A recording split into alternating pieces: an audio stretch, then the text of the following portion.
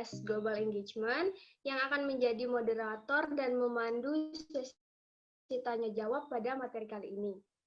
Jadi setelah sebelumnya kita semua sudah mendapatkan materi terkait internship dan international competition, sesi kali ini akan ada sharing session mengenai student exchange. Sharing session kali ini akan dibawakan oleh Mbak Gina Ayudhya Putri. Halo Mbak Gina. Halo, halo semuanya. Ya, apa kabar? Baik, alhamdulillah. Ngomong-ngomong, aku minta maaf ya nggak bisa pakai virtual background karena tadi aku coba pakai tapi malah mukanya ketutupan. Terus kayak ya udahlah, kira nggak pakai. Ya, nggak apa-apa Mbak. Jadi untuk teman-teman ketahui saja, Mbak Gina ini adalah mahasiswa teknik industri angkatan 2017. Mbak Gina juga pernah mengikuti Canada Asian Sheet Program di Memorial University of Newfoundland pada saat semester 5.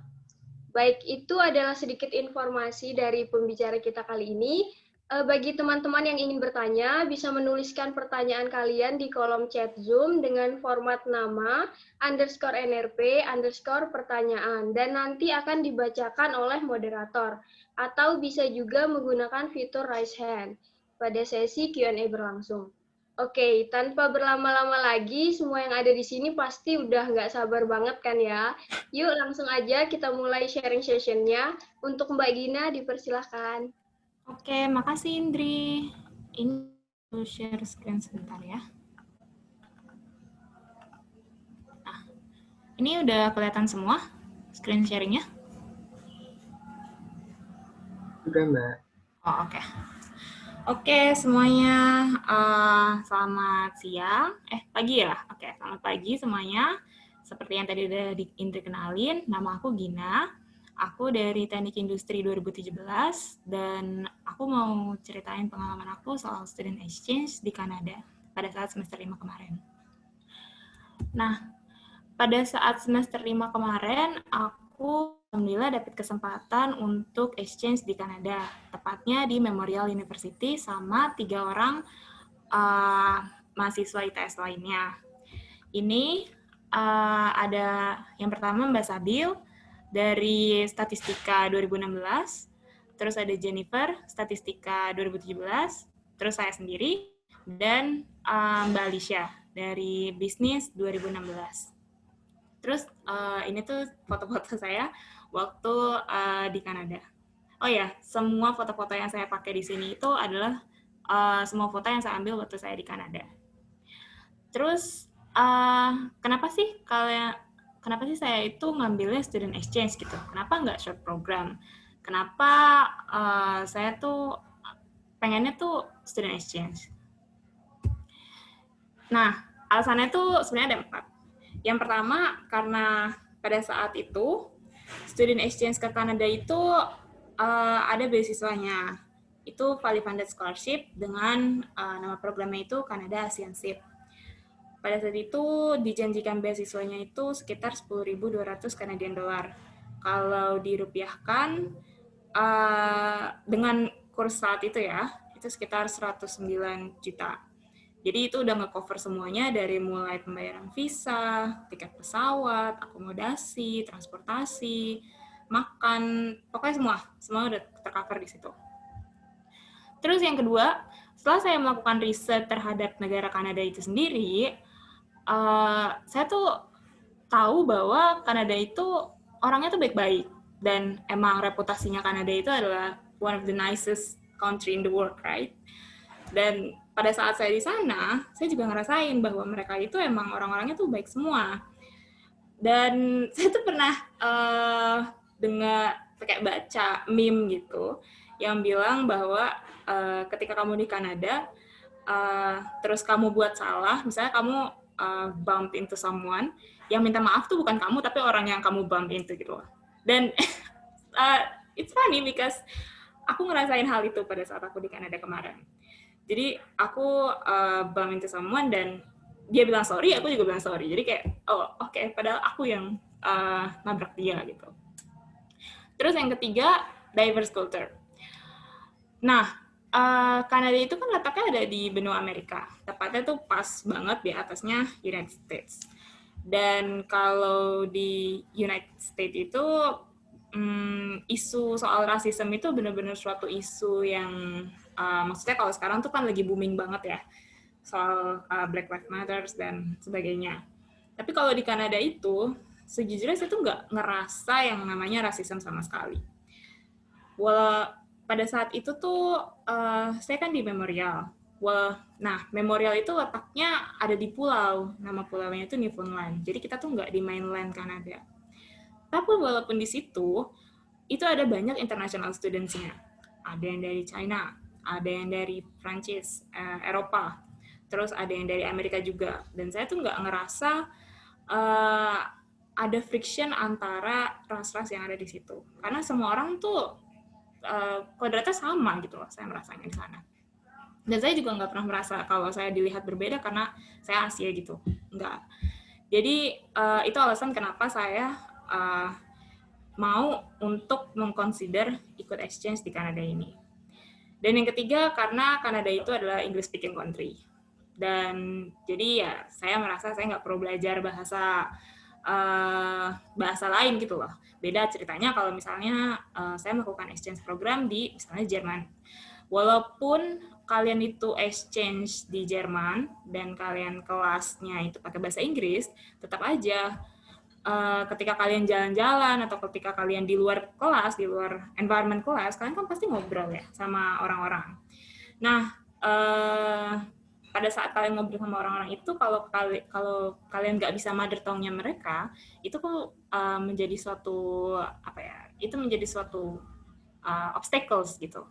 Nah, makanya saya pilih Kanada. Walaupun memang di Kanada itu official language-nya itu ada 2. Yang pertama itu Inggris, yang kedua itu Prancis. Tapi ini fakta menarik ya. Jadi di Kanada itu ada beberapa provinsi. Terus salah satu provinsinya itu namanya Provinsi Quebec. Nah, di Quebec ini itu provinsi istimewa gitu deh. Jatuhnya kalau di Indo itu kayak Jogja. Mereka punya sistem pemerintahannya sendiri, tapi masih tetap di bawah Kanada. Cuman bahasa official mereka yang pertama itu adalah bahasa Prancis. Jadi kalau di Kanada, di provinsi lain, mereka itu kalau ada pengumuman official dari government, itu bahasa Inggris, bawahnya bahasa Prancis. Kalian mau pergi ke supermarketnya mereka, di label harganya atau di label makanan-makanannya, itu bahasa Inggris, bawahnya bahasa Prancis. Jadi bilingual. Tapi selalu ada Inggris dan Prancis. Namun kalau di Quebec, karena mereka official yang pertamanya itu bahasa Prancis, dan semua orang di situ bahasa Prancis, jadi bahasa Prancis dulu, baru bahasa Inggris. Itu yang menarik. Dan orang-orang Quebec itu rata-rata nggak bisa bahasa Inggris. Jadi waktu saya ke Quebec kemarin, sempat rada, mereka ternyata tidak bisa bahasa Inggris. Walaupun ada beberapa yang bisa, cuman mereka prefer untuk pakai bahasa Prancis. Lanjut, kenapa exchange di Memorial? Jadi pada saat kalian exchange, misalnya kalian mau exchange nih, kemana aja? Kalian tuh kan dapat informasinya dari websitenya Global Engagement ya, di ITS. Itu yang pertama kali harus kalian lakuin adalah cari silabusnya. Cari silabus dari universitas tempat kalian mau exchange. Kenapa? Karena pada saat kalian exchange, itu pengennya kan kalian bisa transfer kredit ya, bisa transfer SKS. Nah, gimana caranya kalian bisa transfer SKS kalau nggak ada SKS yang bisa ditransfer? Maksudnya nggak ada mata kuliah di universitas sana yang match sama mata kuliah kalian yang di ITS. Jadi kalian harus selalu cari silabusnya. Nah, soalnya kan, tapi kan sekarang kadang-kadang ada program exchange khusus untuk departemen apa gitu. Nah, sebenarnya sih kalau kayak gitu biasanya itu karena di universitas yang tempat kalian mau exchange itu ada departemennya juga, misalnya exchange khusus untuk departemen teknik industri atau bisnis sama biologi. Itu karena di universitas sana ada departemen teknik industri, biologi, dan bisnis. Nah, tapi kalau misalnya kalian dari statistik nih, terus kalian ngerasa, kayaknya kalau di bisnis atau di engineering di universitas sana tuh masih bisa deh aku masukin gitu silabusnya. Itu coba aja, nggak apa-apa. Tapi yang jelas kalian harus cari silabusnya. Terus yang kedua, kenapa aku mau untuk exchange di Memorial, itu karena ranking universitinya itu bagus. Ya, seenggaknya lebih tinggi dari ITS. Berdasarkan Center for World University Ranking itu, Memorial itu peringkat ke 606. Dan pada saat kemarin itu aku mainly ada di exchange di business department, sedangkan aku dari industry engineering. Nah kan, jadi kan kelihatan kan, itulah yang tadi aku bilang bahwa kalian harus cari silabusnya. Karena walaupun aku dari industry engineering, aku masih bisa kok exchange di departemen bisnis, karena ada mata kuliah yang bisa aku transfer. Jadi itu, harus cari silabusnya. Nah, sekarang kita masuk ke bagian yang nitty-gritty-nya, tapi ini penting dan yang aku yakin kalian pengen tahu, application process. Nah, sejujurnya aku waktu kemarin berangkat ke Kanada itu adalah batch pertama. Jadi application process-nya itu timeline-nya cukup singkat, cuma 1 minggu. Tapi sepengetahuanku untuk yang batch kedua ini rada lama ya, karena maksudnya MOU-nya tuh udah fix sebelumnya. Jadi mereka punya waktu yang lama untuk upload dokumen. Tapi waktu mas aku itu cuman 1 minggu. Dari pengumuman di upload di ITS.io websitenya waktu dulu, sampai deadline submission ke I.O. itu cuma 1 minggu.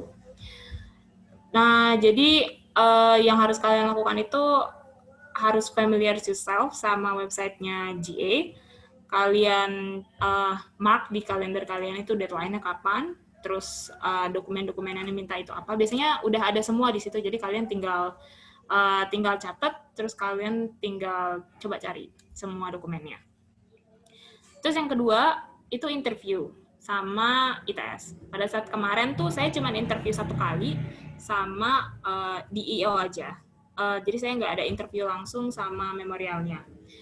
Mungkin karena keterbatasan waktu juga.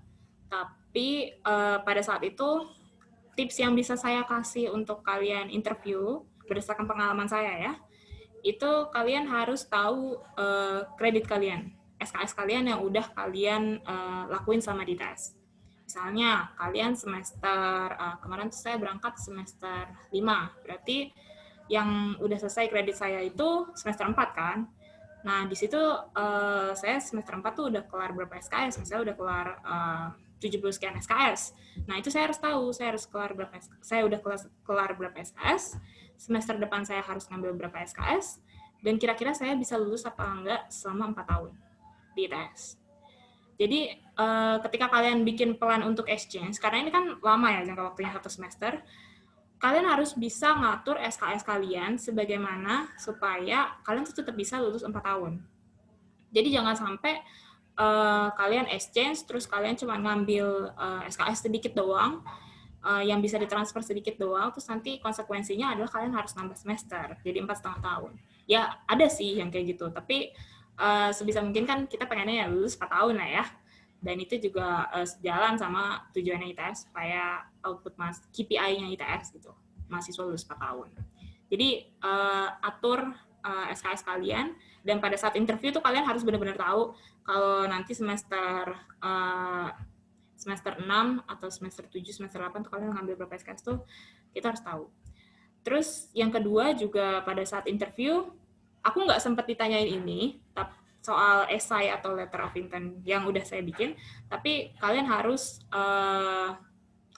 master itu juga, karena takut-takutnya ditanya. Ya kalau misalnya kalian mau interview ya bahannya ya biasanya itu. Cuman kan kemarin karena keterbatasan waktu, jadi saya nggak terlalu didalamin tanya itu. Terus yang terakhir, document selection di memorial.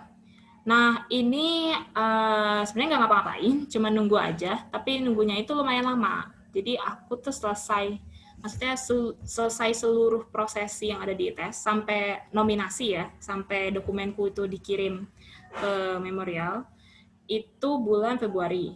kalau nggak salah, Februari. Terus aku baru dapat pengumuman bahwa aku lolos itu bulan April. Ya, kurang lebih sekitar 3 bulanan lah pokoknya. April apa Juni gitu. Jadi emang butuh ada waiting game-nya gitu. Kalian harus sabar. Aku untuk yang batch kedua kayaknya sih nggak ada interview juga ya sama memorialnya, tapi kurang lebih prosesnya itu secara garis besar begini. Nah, dokumen submission. Oke. Jadi waktu kemarin itu aku ada 9 dokumen yang diminta. Mostly dokumennya itu gampang untuk dicari, tapi ada beberapa dokumen yang memang sedikit butuh usaha untuk mendapatkannya. Dari yang paling gampang itu academic transcript. Ini udah pada tahu lah ya. Academic transcriptnya itu yang bilingual ya. Jadi kalian gampang banget caranya tinggal pergi ke Integra kalian, yang Integra buat FRS ya, bukan Integra Classroom. Terus transkrip sementara, dan udah itu aja. Karena itu udah bilingual. Nanti kalian tinggal legalisasi di BAPKM. Terus yang kedua CV. CV-nya waktu kemarin ini saya bikinnya bukan CV formal banget. Interns maksudnya CV formal banget tuh CV kerja yang hitam putih doang gitu, enggak, saya nggak bikin kayak gitu. Tapi saya juga nggak bikin CV yang overly kreatif gitu loh.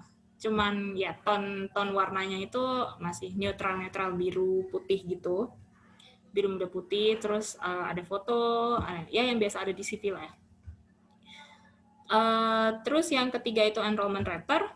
Nah, ini kalian tinggal pergi ke Integra, terus surat mahasiswa, surat keterangan mahasiswa aktif. Sama untuk enrollment letter ini kalian sebenarnya bisa lihat di websitenya Global Engagement. Di situ ada dokumen-dokumen umum dan bagaimana caranya kalian bisa meng-acquire dokumen tersebut gitu. Jadi udah lengkap di situ semuanya, ada, kalian bisa kunjungin aja.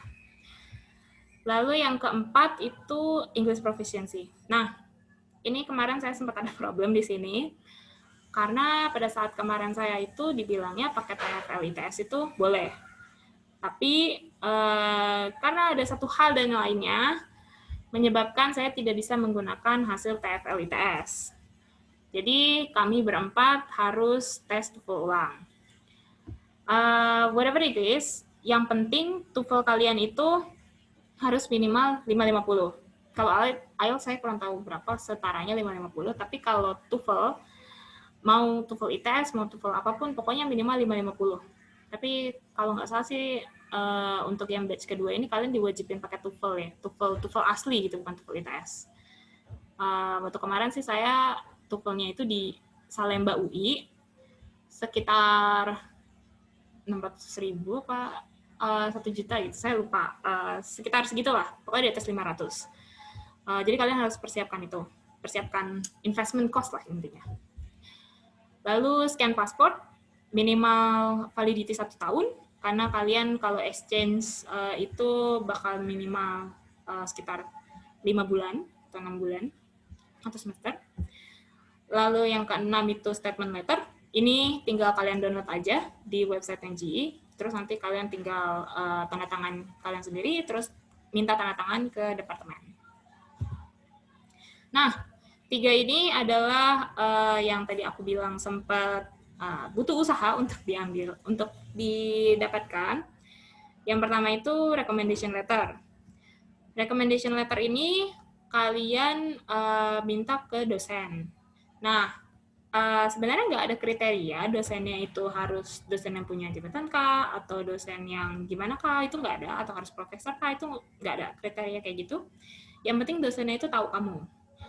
Dan untuk konten dari recommendation letter, kemarin itu yang pertama kali aku buat sebelum aku minta recommendation letter ke dosenku itu adalah letter of intent.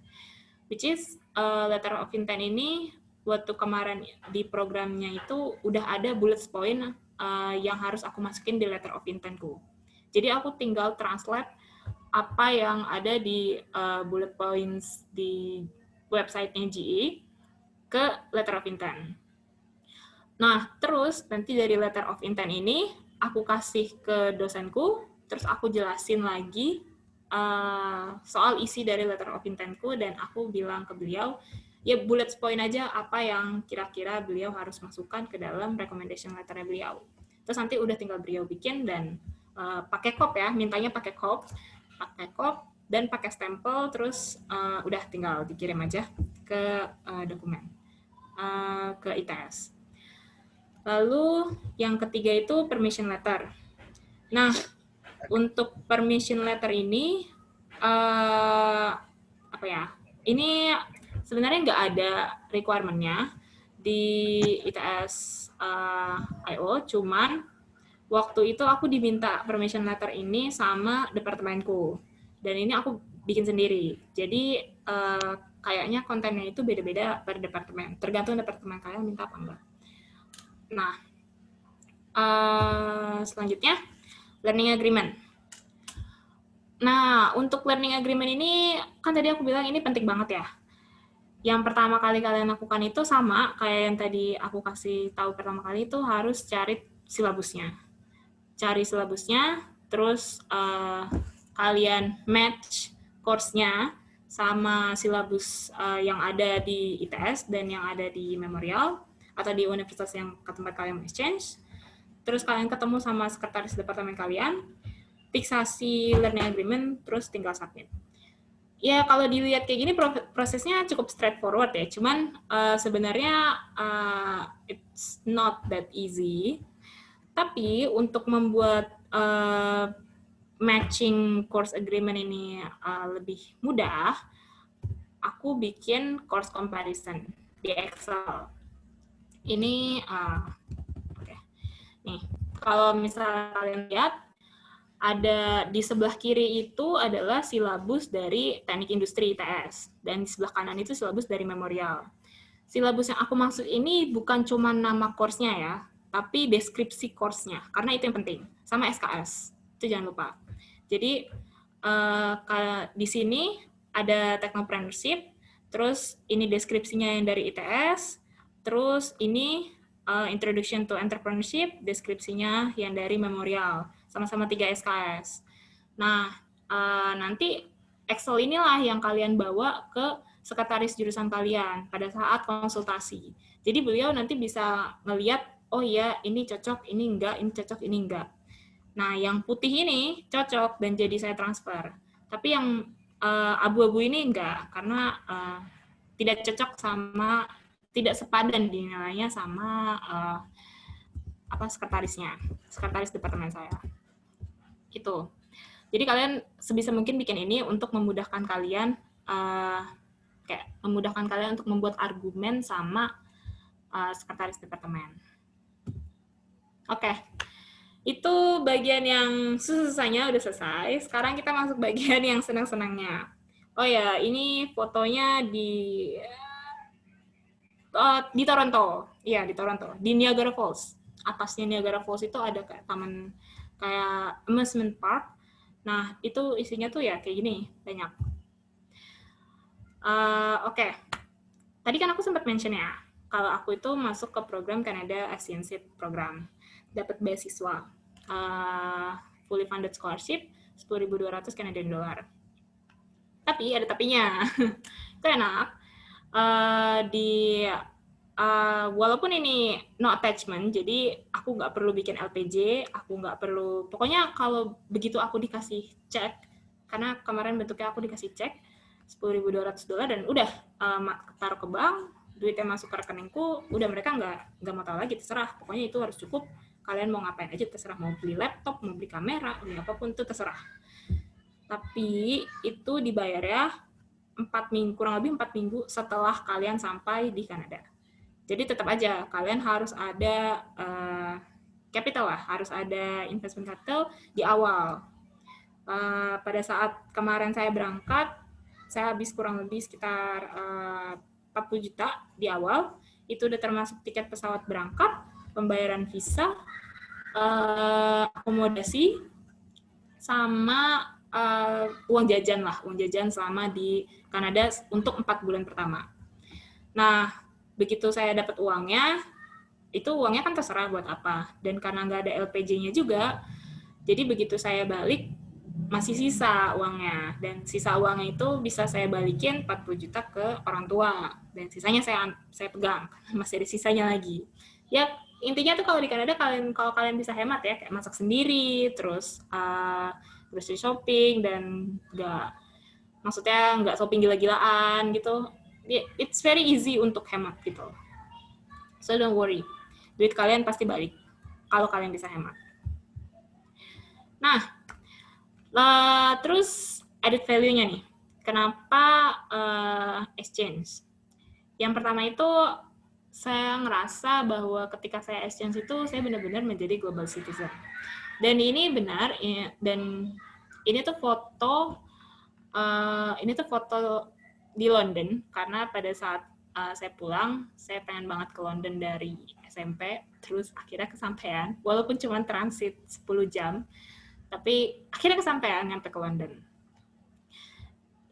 Dan global citizens ini nggak cuma saya rasa karena saya berhasil untuk pergi ke London, tapi pada saat saya road trip sama anak ITS berempat, kita cewek berempat yang tadi di foto, itu kita road trip selama 10 hari keliling Kanada ke Montreal, ke Quebec, ke Ottawa, terus ke Toronto. Jadi ke 4 kota itu kita naik kereta, jalan-jalan bawa koper gede, tapi that's fun. Dan ketika saya di Toronto itu, dan ketika saya road trip lah, pokoknya secara keseluruhan tuh saya merasa bahwa oh iya, kalau dunia itu benar-benar luas gitu loh. Dan di situ saya benar-benar merasa bahwa menjadi a part of global citizens karena bisa bertemu dengan berbagai macam orang dengan berbagai macam kultur yang berbeda, bahasa yang berbeda, warna kulit yang berbeda, ras yang berbeda, dan itu benar-benar terasa. Dan itu saya merasa nggak akan bisa merasakan sense itu kalau saya cuma diem di Indo aja. Saya nggak ikut program ini tuh saya ngerasa bahwa saya nggak akan bisa berkembang seperti itu. Terus yang kedua, independence. Ini sedikit personal, tapi waktu sebelum saya berangkat ke Kanada itu, I always have someone with me, like as in kayak selalu ada keluarga, selalu ada teman, pokoknya selalu ada orang yang nemenin saya gitu loh. Tapi waktu saya ke Kanada, dari awal saya berangkat dari Jakarta ke Kanada, itu saya sendirian, kayak benar-benar sendirian naik pesawatnya. Sedangkan yang bertiga lain tuh mereka naik pesawat bareng, tapi I don't know why, tapi kayak waktu itu tuh saya sendirian, jadi saya kan pisah sendiri. Dan dari proses berangkat ke Kanada sampai saya itu selama di sana juga, saya tuh benar-benar merasa bahwa oh iya, ternyata sendiri itu being alone it's not a problem gitu loh. Selama kalian itu jalan sendiri tapi kalian tahu mau kemana. Dan dari selama waktu saya ada di Kanada itu benar-benar membuka pikiran lah, membuka mata saya bahwa oh iya, saya tuh bisa gitu loh sendiri. Dan there are moments when it's a reflection moment lah ya ketika saya di Kanada, yang benar-benar berharga banget buat saya, dan itu it changed me, like fundamentally changed me. Dan aku harap yang nanti pergi ke Kanada kalian juga bisa ngerasain perasaan yang sama kayak aku rasain. Oke, yang ketiga, humility.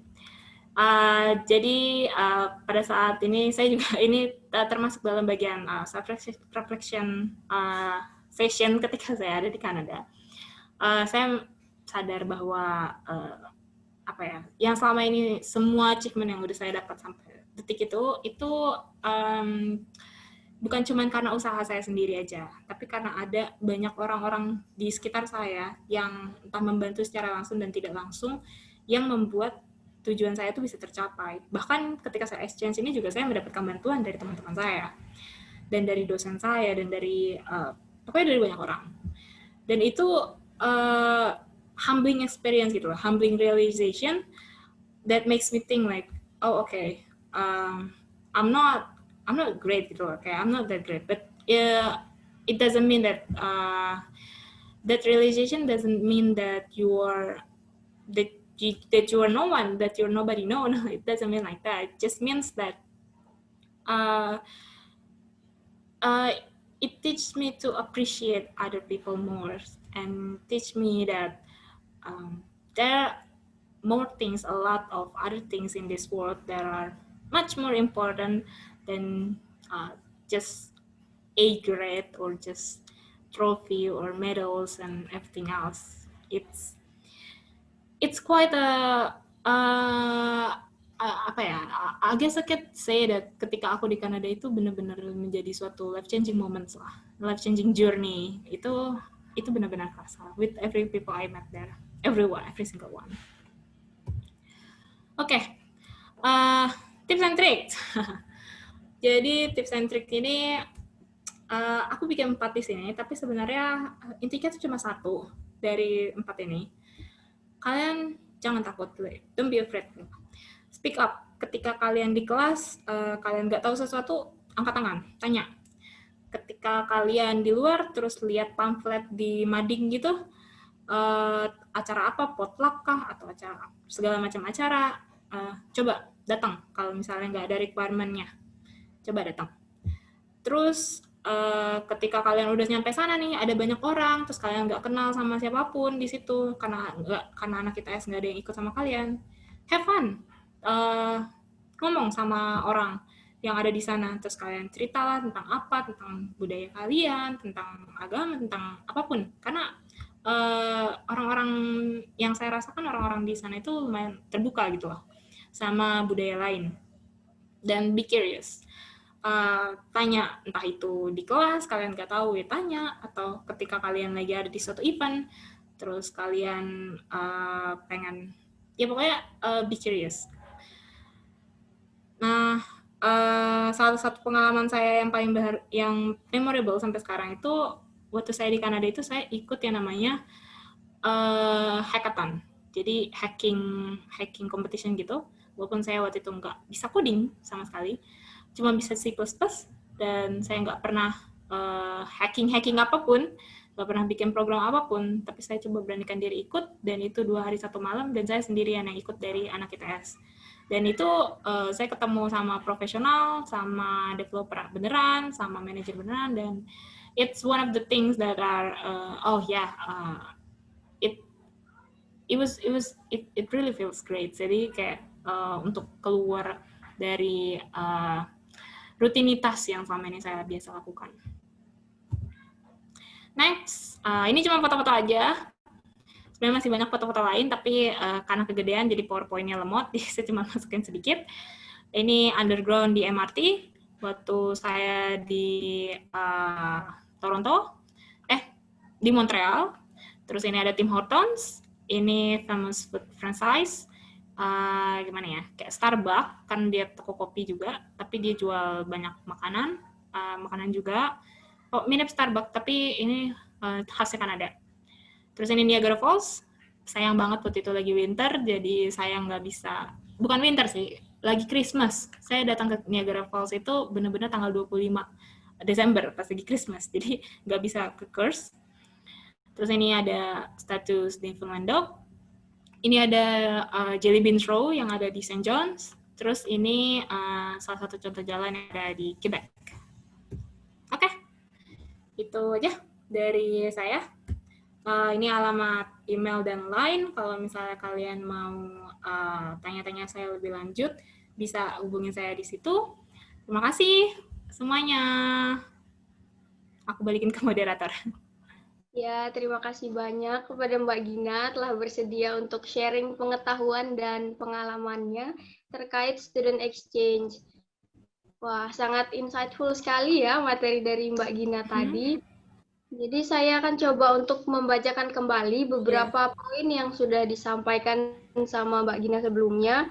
Jadi buat teman-teman nih yang pingin exchange ke Kanada cuman takut untuk masalah biaya, mungkin bisa dicoba program seperti Mbak Gina ini, karena beasiswanya fully funded sampai 109 juta ya Mbak.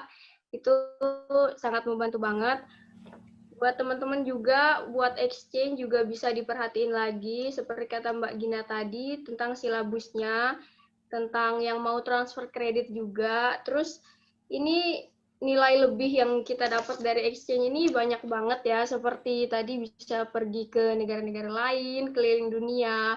Terus kita juga bisa lebih mandiri lagi, dan juga kita bisa lebih appreciate kepada orang lain.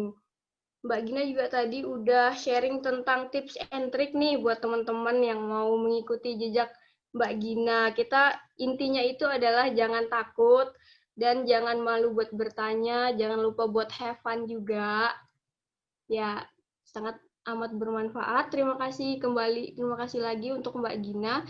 Ya, teman-teman sekalian, sekarang kita akan masuk ke sesi tanya jawab. Untuk yang ingin mengajukan pertanyaan, boleh menggunakan fitur raise hand atau bisa ditulis di kolom chat Zoom ya, dengan format nama _NRP pertanyaan yang ingin diajukan.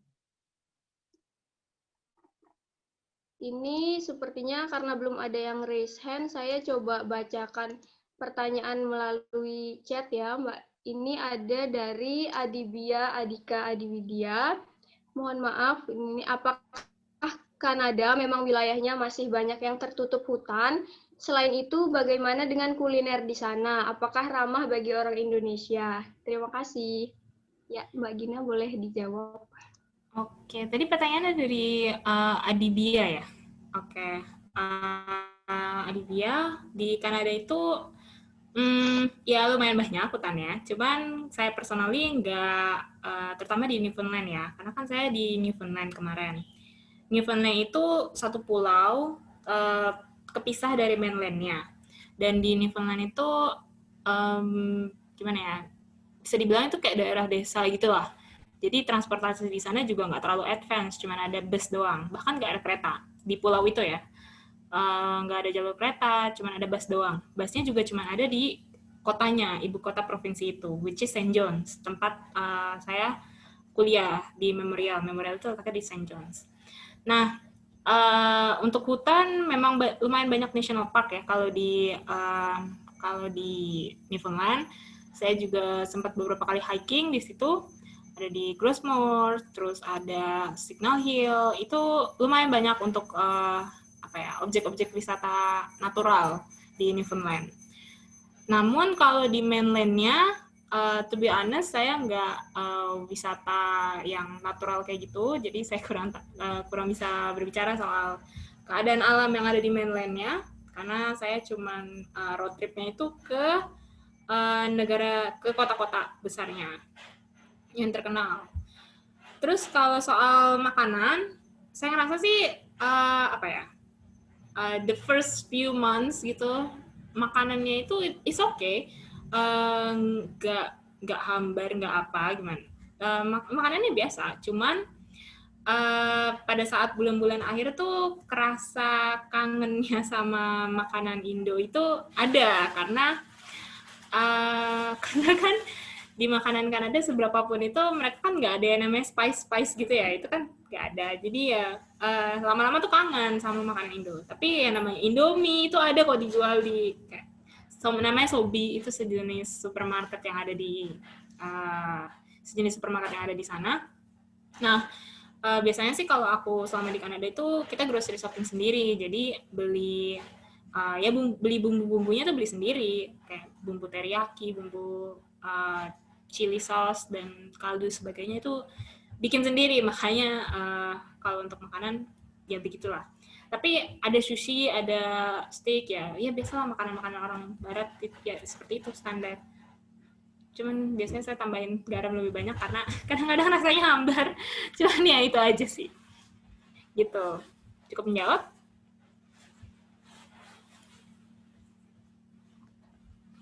Ya, terima kasih atas jawabannya Mbak Gina, sangat jelas sekali. Ini ada pertanyaan lagi dari Yolanda. Apakah saat melihat silabusnya harus dari university partner di ITS.io atau kita bisa cari di universitas negeri lainnya? Terima kasih. Oke. Ini aku nangkep pertanyaannya. Oke. Sebenarnya setauku kalau kalian mau exchange yang bisa untuk transfer SKS ke ITS, itu syarat pertamanya harus sama university partner ITS. Kenapa? Kenapa ketika kalian exchange dan mau transfer SKS, kenapa bisa kayak gitu? Karena kalian punya, karena universitas itu punya MOU sama ITS. Nah, kalau misalnya kalian cari di universitas lain yang nggak punya MOU sama ITS, saya ragu kalian bisa transfer, karena kan nggak ada MOU-nya. Cuman kalau kalian mau universitas yang nggak ada, yang nggak ada ininya sama ITS, mungkin jatuhnya jadi cuti kali ya. Tapi itu juga saya nggak tahu, entah kalian bisa exchange atau enggak, karena kan kalau exchange itu kan ibaratnya tuh kalian tetap jadi mahasiswa ITS, cuman kalian pertukaran pelajar ke universitas lain. Nah, di situ kalian, walaupun kalian belajar di universitas tersebut, kalian tetap mahasiswa ITS statusnya, bukan mahasiswa sana, cuman kayak mahasiswa exchange aja di sana. Jadi kayaknya nggak memungkinkan kalau misalnya kamu mau exchange ke universitas yang belum punya MOU sama ITS, gitu. Tapi kalau mau, biasanya tuh short program untuk summer school. Nah, itu beda lagi ceritanya, itu bukan exchange kalau summer school. Cuman ada beberapa yang bisa ditransfer SKS ke ITS juga, gitu. Ya, terima kasih Mbak Gina. Ini sepertinya banyak sekali yang excited ya, banyak sekali pertanyaan yang masuk. Ini ada dari Nadine, buat di sananya akomodasinya bagaimana ya Kak? Dan kalau mungkin harus ngeluarin dana pribadi, kira-kira berapa ya, start from berapa? Untuk tempat tinggalnya boleh pindah-pindah begitu nggak Kak? Oke, ya ini aku belum sempat mention tentang tempat tinggal ya tadi di presentasi. Gimana tadi? Yang pertama, transportasi. Untuk transportasi di sana itu selama di St. John, tadi aku bilang transportasinya kan cuma ada bis. Jadi ya aku pakai bis untuk transport di sana. Tapi sebenarnya kalau mau jalan juga nggak bisa sih, nggak jauh-jauh banget, itu kayak cuma 30 menit by foot gitu loh. Tapi masalahnya angin di sana tuh kencang banget dan dingin karena waktu itu saya di fall menjelang winter gitu. Jadi kalau saya sih nggak kuat kalau misalnya harus jalan, anginnya tuh angin dingin gitu loh, angin laut, angin dingin. Jadi saya nggak kuat kalau misalnya harus jalan. Sedangkan untuk akomodasi saya waktu itu di Airbnb. Jadi sebenarnya bisa untuk dormitory itu ada, tapi kalau di Memorial sendiri tuh dormitory-nya itu selain bayar uang dorm harus bayar meal plan. Jadi untuk makan di sana. Nah, meal plan-nya itu kurang lebih sekitar $2.000, 2.000 sekian Canadian dollar. Itu mahal. Menurut kami anak-anak ITS itu mahal walaupun dapat beasiswa fully-funded. Karena kita berpikir bahwa kita akan bisa sangat hemat kalau misalnya kita masak sendiri. Cuma kan kalau meal plan harus bayar gitu. Jadi ya walaupun bisa masak sendiri kan sayang kalau misalnya udah bayar tapi nggak dimakan. Dan kata lihat reviewnya juga di internet gitu, orang-orang bilang kalau meal plan itu agak kurang enak. Jadi kita memutuskan untuk cari Airbnb satu rumah berempat gitu. Nah, yang ketiga tadi soal biaya, tadi sempat aku mention sedikit bahwa aku modal awalnya itu bawa 40 juta. 40 juta itu biaya paling gedenya itu berasal dari biaya tiket pesawat. Nah, ini aku tiket pesawat tuh kemarin kalau nggak salah sekitar 17 juta dari Jakarta ke Newfoundland. Kenapa mahal? Karena emang jauh. Newfoundland itu literally 180 derajat dari Indonesia. Kalau di bumi gitu ya, 180 derajat. Itu jauh. Jadi itu mahal. Dan pada saat itu tuh aku juga mesennya itu rada mepet. Karena LO aku tuh keluarnya mepet. Jadi sebisa mungkin kalau misalnya kalian udah fix berangkat dan kalian punya uang untuk berangkat dan semuanya udah selesai, langsung beli tiket supaya harganya tuh lebih murah. Nah, itu sih tips dan trik saranku. Sama 40 juta itu 17 jutaan buat tiket pesawat, terus sekitar pokoknya sisanya tuh 15 juta tuh aku buat uang sangu gitu lah, uang jajan gitu selama 4 minggu. Jadi 15 juta itu cukup. Aku waktu itu masih sisa sekitar $300 sisa 300 dolaran dari 15 juta itu. Jadi sekitar 3 juta sisa dari 15 juta untuk makan doang gitu. Ya, terima kasih Mbak. Ini perlu dicatat juga buat teman-teman yang tanya, kalau misalnya pertanyaannya spesifik tentang negaranya, mungkin nanti kita setelah ini akan ada sesi LSA, jadi nanti bisa ditanyakan di situ saja. Teman-teman juga sudah dibagi dengan negara yang berbeda. Terus ini Mbak, ini ada pertanyaan dari saat peserta mengisi di registrasi form, apakah suasana di kelas di sana sangat berbeda dengan di Indonesia? Ya, jadi gimana, Mbak? Registrasi form apa ya maksudnya? Ini peserta saat daftar kemarin, mereka diminta untuk mungkin ada pertanyaan terkait exchange ini bisa ditanyakan di formnya. Jadi saya bacakan beberapa. Oh ya, oke. Ya, ada yang bertanya suasana kelas di sana apakah berbeda dengan di Indonesia, Mbak? Beda, beda-beda. I guess yang paling berasa berbeda itu ketika di sana tuh suasananya lebih kayak kan kalau di Surabaya di ITS lebih tepatnya hubungan antara mahasiswa dan dosen itu ada respect, tapi ada juga kayak respectnya itu yang gimana ya saya jelasinnya ya. Kayak kalau dosen ngomong ya kalian dengerin gitu loh, terus kalau kalian tidur pas dosen lagi ngomong ya itu kalian berarti uh, salah lah, dalam normalnya itu salah gitu ya kan. Nah walaupun nggak ada, ya ada sih aturan tertulis kayak gitu, cuman kalau di Kanada yang saya rasa tuh hubungan dosen sama mahasiswa itu lebih bebas gitu loh, lebih ke ya respect tetap ada, cuman lebih ke kayak kerasa bahwa kita masuk sini kita bayar loh gitu loh. Jadi tapi respect itu tetap ada, respect sama dosen tuh ada, cuman kayak lebih loose aja gitu loh dari sisi respectnya. Jadi yang paling saya ternyata begini ya waktu di Kanada itu ketika ada dosen ngajar. Waktu itu saya kelas marketing, kelasnya cukup gede, dan dosen marketing saya itu ngomongnya sedikit bahasa Inggrisnya tuh bahasa Inggris aksen gitu loh, jadi saya tuh kurang ngerti dan dia tuh ngomongnya cepet, walaupun saya udah duduk di depan tetap nggak kedengeran gitu loh kadang-kadang kan dia ngomong cepet dan dia ngomongnya juga pelan padahal kelasnya gede. Nah pada akhirnya tuh mahasiswanya tuh ada cewek waktu itu duduk di barisan depan saya, dia paling depan, jadi terus dia tidur, terus kayak bener-bener tidur gitu loh, tidur di atas, taruh tas di atas meja terus dia tidur gitu, dan dosennya tuh di depannya, dia tahu itu masih tidur tapi kayak ya udah biasa aja. Terus begitu dia bangun kelasnya belum selesai, dia bawa tasnya terus dia cabut, dan dosennya pun nggak ngelirik dia sama sekali, cuman kayak ya udah gitu. Di sana tuh bener-bener hak kamu, kalau misalnya kamu mau datangnya pas ujian doang ya itu terserah kamu, atau misalnya kamu di kelas tidur terus abis itu kalian mau cabut pas selesai kelas itu ya terserah kamu. Walaupun memang ada dosen yang strict, tapi sebagian besar dosen yang environment kelas yang saya rasakan selama saya di Kanada itu ya begitu. Murid itu, mahasiswa itu punya kebebasan yang lebih lah dibandingkan di Surabaya. Oh ya, dan sebagai mahasiswa di sana, orang-orang tuh nggak ada yang takut tanya dan nggak ada yang takut debat sama dosen. Kalau misalnya mereka berpikir bahwa dosennya itu salah, ya mereka bilang kalau no, I don't think so, terus nanti mereka debat di kelas. Itu normal, itu satu hal yang lumrah. Jadi itu perbedaan yang benar-benar saya rasakan dinamiknya selama saya di Kanada.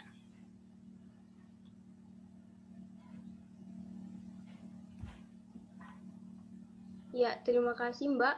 Ini mungkin akan menjadi pertanyaan terakhir. Ini ada yang raise hand. Silahkan Vira Yudatama, boleh di-unmute, kemudian perkenalan diri dulu, baru menyebutkan pertanyaannya. Selamat siang. Nama saya Vira Yudatama. Maaf kalau kameranya agak gini. Saya dari Teknik Material Angkatan 2018. Nah, kemarin ini di Teknik Material kan ada siswa exchange dari Prancis kan.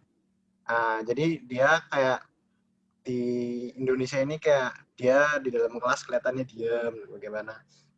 Nah, yang saya ingin tahu kalau di sana kebalikannya, orang Indonesia tuh dilihat sama orang luar seperti apa.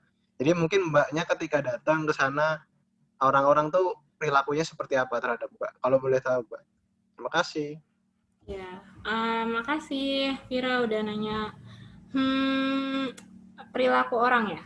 Sebenarnya sama seperti yang sempat saya mention sedikit di PowerPoint, nggak ada perbedaannya gitu loh. Saya nggak ngerasa saya diperlakukan berbeda hanya karena saya orang Indonesia gitu loh. Karena percaya nggak, waktu saya kemarin di exchange, saya ngambil kelas international business, ternyata ada orang Indonesia di situ satu. Cuman dia udah lama nggak ke Indonesia, dia besar di Dubai terus dia kuliah di Kanada. Jadi tapi dia tetap bisa bahasa Indonesia. Nah,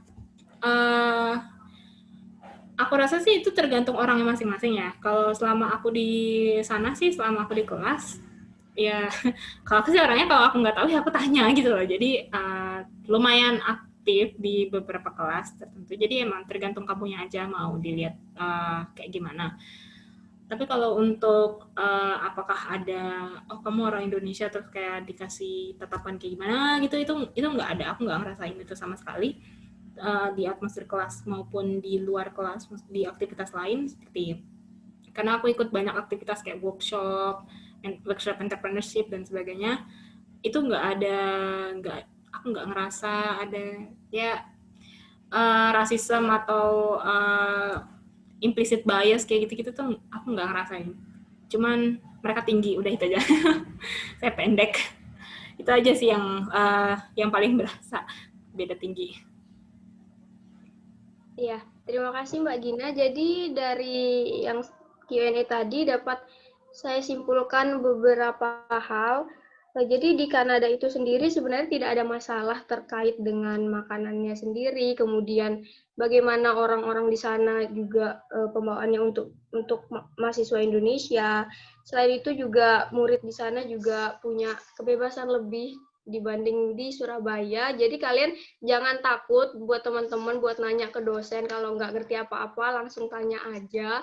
Terus juga ada tips juga dari Mbak Gina tadi, kalian juga teman-teman mungkin bisa lebih familiar lagi sama website ITSGE, karena di sana itu sudah sangat lengkap sekali terkait dengan segala macam student excursion. Jadi teman-teman bisa lebih sering dibuka lagi websitenya dan sosmed IO juga. Ya, sekali lagi saya ucapkan terima kasih untuk Mbak Gina atas ilmunya. Sesinya sangat amat interaktif sekali. 23 kucing berlari, saya Indri, pamit undur diri. Mohon maaf jika ada salah kata atau perbuatan. Akhir kata saya persilahkan Denti selaku moderator untuk sesi selanjutnya. Terima kasih.